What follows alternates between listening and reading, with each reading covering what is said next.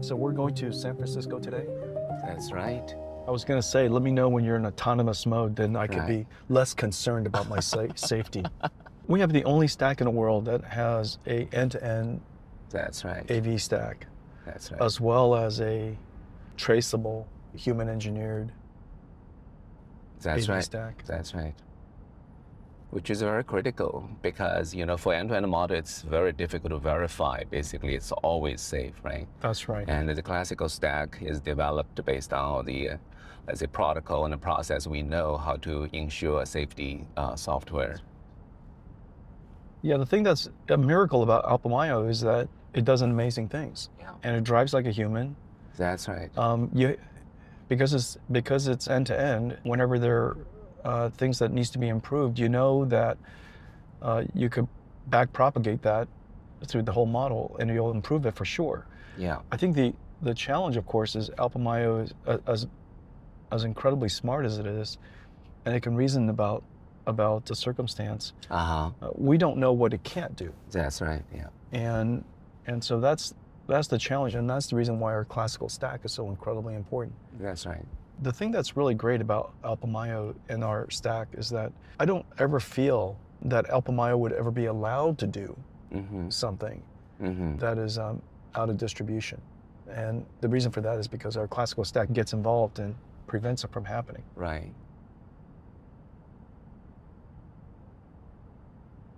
One thing great about our module is that the development speed is just amazing, We have iterated, right now the version is, I think, 2300.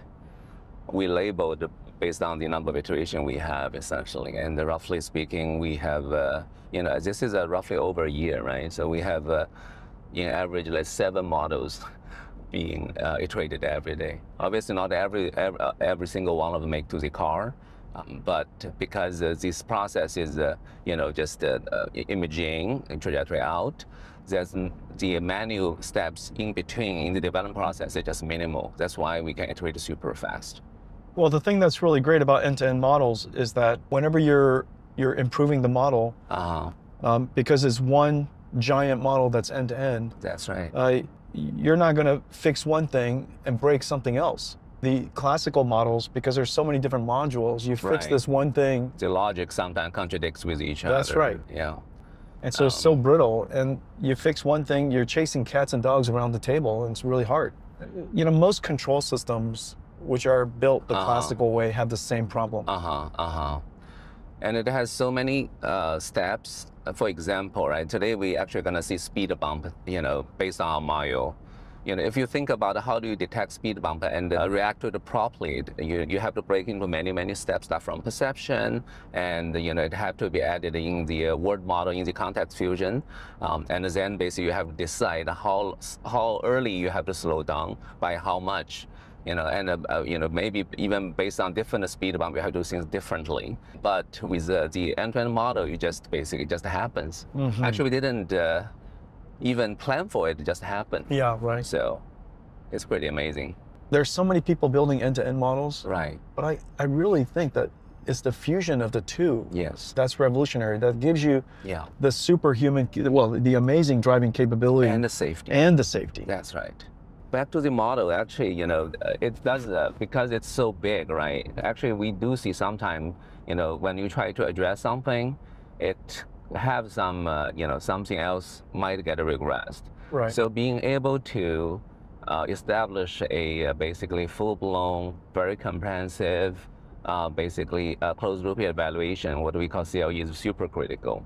This is how we gate our model to make sure sort of the bad babies get filtered out. The thing that I still love, though, and I think this proves to be true, that even when you have a regression on Alpamayo, your classical stack would always guardrail it. That's right.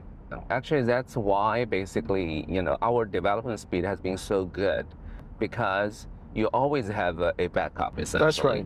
Even the model has minor hiccups, that's it's okay. Right. We will keep iterating and just keep getting better. You never have a loss of safety. You have a loss of capability, but not a loss of safety. Yeah.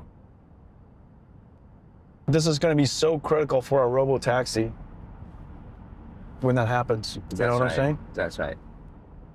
That is the advantage we have as well as we move into L3 and L4, because we have redundant stack even L2++ to scale it basically for L3 and L4. It's just so natural. That's right. Yeah, that's critical. And then there'll be the teleoperations, right, as a backup system. And then, you know, every robotaxi, every robotaxi service should have, you know, a air traffic control center. And the thing that's really great with our technology is that, for whatever reason, if the robotaxi were to get stuck, all you have to do is give it a couple of waypoints, the human injected waypoint, and it should be able to navigate itself right out of it. Right. And and because it has a safety stack, a backup stack, no safety would ever be jeopardized. That's right. And the other thing our Mayo does really, really well is lane change capabilities. Because the classical, when we do lane change, we have to select a gap. We have to do a lot of basically rules and heuristics, essentially, to make sure it's safe. So sometimes it's a bit timid, essentially, when you have, you know, cars in the front, you have cars in the back. Basically, the there's so many rules. That's right. Yeah. And the Mayo, basically in the city, it's just doing an amazing job in the lane change. It's also very human-like, essentially, and never give you the feeling of rigidness. Well, it imitates the human from all the drives that it's been on, and then it generalizes from that. That's right, yeah. You know, the basic concept of deep learning to essentially memorize and generalize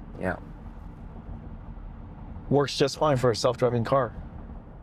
AI is the single most important technology to make self-driving possible, essentially, right? Yeah. But, you know, I have been working on this, obviously, as you know, for a long time. But the last 2-3 years, my God, you know. Yeah. Just, it's iterating so fast. Yeah. If you think about particularly the using an end-to-end model. That's right. Yeah. Was a big deal. Yeah. Gen AI, basically.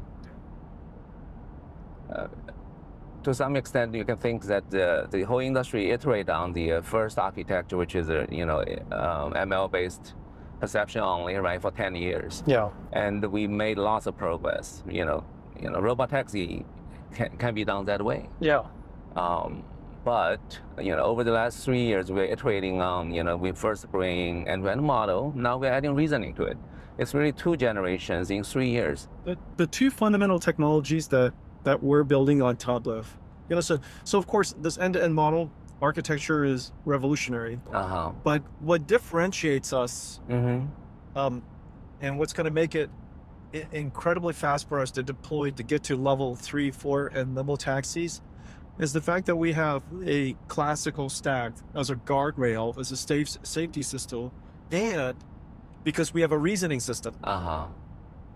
So the long tail of experiences that are probably not in our data set can still be decomposed into routine type of experiences that are in our data set. Yeah. And the car will be able to reason its way through, you know, how to navigate, and so how to operate. And so I really think that between these 2 ideas, no matter what the reasoning system decides to do or achieve, you always have a safety guardrail behind it.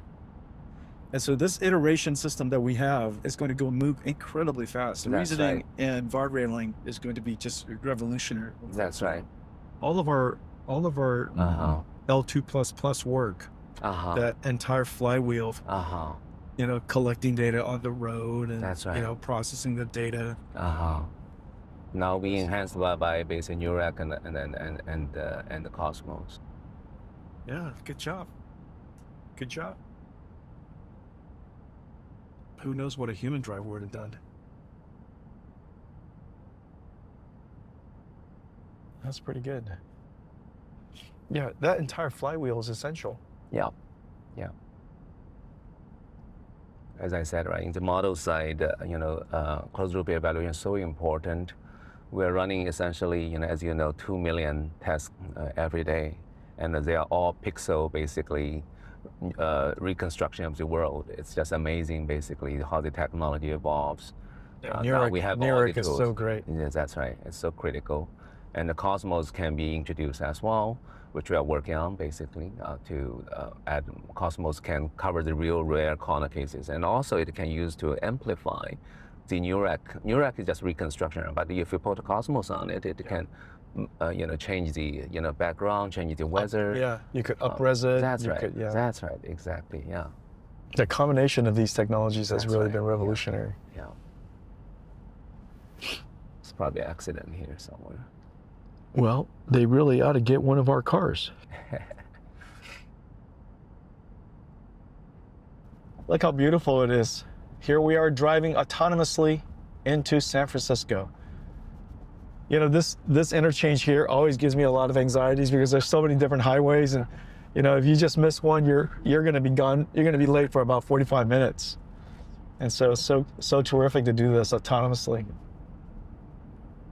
So exciting. You said 10 cameras. 5 radars. 5 radars. And how many ultrasounds? 12. 12 ultrasonics. This spot actually can be pretty tricky. Wow, that's nice. Because basically there's a lot of occlusion, and when you get on the highway, you know, sometimes the car just stops there, but you don't see it until basically you make this turn. So you have to control speed. Well, I know this exit very well. I come here all the time. You know, people underestimate how gigantic of an effort it is. You know, you've got to build a chip. Yeah. Build a computer, and even building the computer that is functional safe. So that you've got the chip, you've got the system itself. The system has functional safety designed into it. The software stack, the Drive OS software. Yeah. Then every component of even the classical stack need to get to a certain ASO basically level. We're gonna make a lane change here. Let's see how we do it. See, this is how. Yeah, fantastic. Very human-like.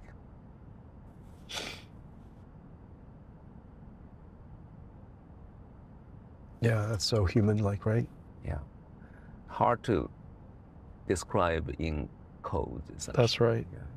Most rule-based would have had the car completely pass us. Yeah. And then we make one deliberate move. That's right. And that's what one stage what we call speed adaptation. It will try to, speed up or slow down, try to get in the gap, then start the lateral move, But that's not how human does it, obviously. And, our Maya is just mimicking what everybody else is doing. So it's amazing. There's of course the AI in the car, but our AI starts with even AIs to curate the data that we collect. That's right. So that. All right, that's an interesting scenario. Let's see how we handle it. Oh, we detect from here. We decide to go to lane change. That makes a lot of sense, actually, because once you cross the street, that's right. Yeah. Once you cross the street, that's not very much distance to stop. And so we're going straight. Yeah. That's going to be interesting. So we'll go past them and then do a lane change back, I think. But it's like the whole street actually is makes packed. Sense. Let's see how we do this. Okay. It's blocked on the right. Yeah. It's already blocked on the right. Yep. And so it anticipated that. And That's so right. it moved us to the middle lane. Yeah. Yeah. Oh, look at this. This is great. This will be tricky. Let's see. We're about to pass a bus. All right. Okay. Yeah, fantastic. Wow. That's so graceful. Yeah. It's more peaceful than humans driving. Actually, this is what the media reporters they feel, right? Safer, essentially. Yeah, it's confident. It's confident. It's calm. It's safe. So we have all the AI models that's inside the car. We have the AI models just to curate the data. Right? We don't want a whole bunch of wasted same thing, to retest it with the same thing. And so you're looking for out of distribution things. You're looking for like circumstances. We have a the terminology for this. It's called a functional scenario tree. If you think about it, it's really basically, a bunch of nodes which are the, cases we need to cover. And then we have an AI tool to curate data to fill in these different nodes. And when we see a new scenario pop up on the road testing, then we're gonna, create one more layer, right, or one more node on this functional scenario tree. Yeah. Okay. So this is called the functional scenario tree. Yeah. So this is a double parked That's really vehicle, great. basically, you know. It's just Yeah. so Literally, natural. we crossed the lane, but it was perfectly safe to do so. That's right. Yeah. You will see, some hesitation sometimes. Like we're definitely, I would say, more conservative than average driver because, for example, definitely will get to at least a moment of full stop in front of every stop sign, which is the right thing to do, obviously. But yeah. And so we have the data. We have AI models for your functional scenario trees. Mm-hmm. You have AI models for synthetic data generation. That's right. Maybe and we have AI models for Neuralink for sure. Right. We have for drive log to reconstruction. Right. Yeah. When you do engineering, you can keep progressing and keep adding more capabilities. Only if the foundation is strong. Is strong. Yes. You know, when you know you're investing all of these new capabilities, but you know you can only do so with confidence if there's no regression. Right. That's really one of the most powerful things about our classical stack. It's so safe. Every one of these iterations, every single month, you're quite confident deploying it into the road. Mm-hmm. You know, between the evaluation systems and the validation systems and the methodology and the guardrails. That's right. It's always safe. From here on, our velocity is going to be so high. Yeah. So this is the residential area. So in this area, as I said, bus is a challenge. And then a lot of random parked cars, we call them DPVs, double parked vehicles. And nudge around them is really, really critical. You got a lot of delivery vans and trucks. That's right, exactly. Weekends are better, but weekdays, there's just a lot of them. And DPV nudging is also, quite difficult to get right. But the model again is learning, what human does essentially, which is great. But even sometimes human make mistakes. So if you make the wrong decision, you will end up being oncoming lane, and sometimes you get stuck. That's why I think what we are doing in the current implementation is still slightly on the conservative side, because the cost of making a wrong decision is too high. Yeah.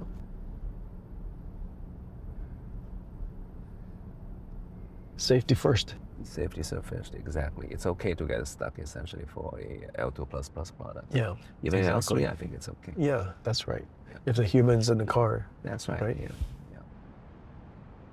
That's so great that we got the highest rated NCAP. I know, yeah.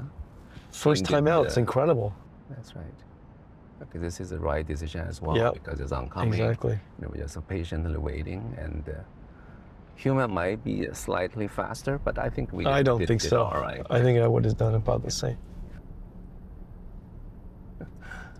Interesting.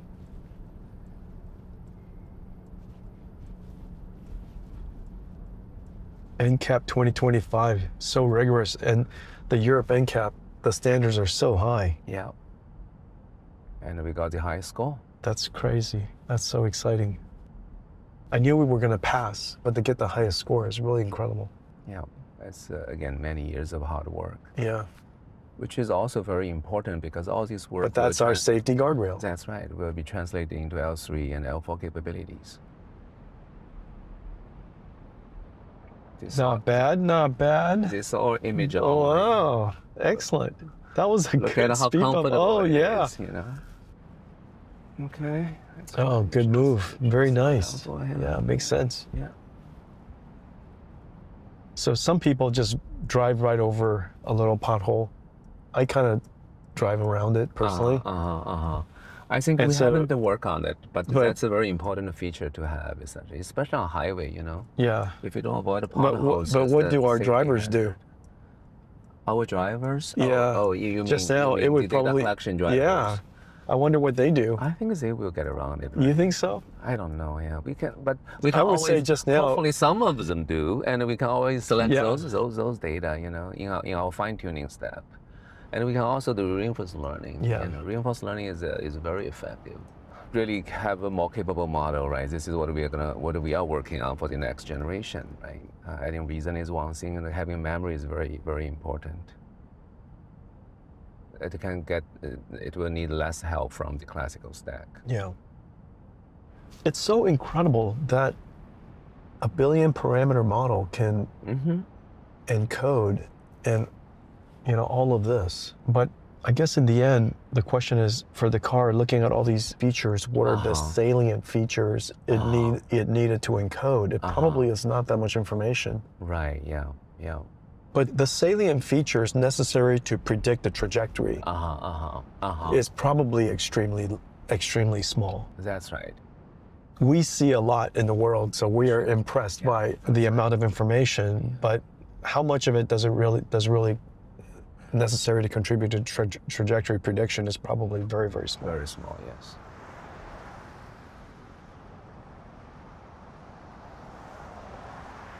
It's so great. Yeah. It started to turn before the car even passed us. Yeah. That's what the model does. That's what people would do. That's what people would do, yes. Channelized cone, Jensen. We set it up all for you. That's so great. Channelized cone is also amazing with the model because it's so hard to get it right with the classical stack. You have to kind of generate lanes from cones. Right. I would have zero concerns doing my email all the way through San Francisco, How nice is that, right?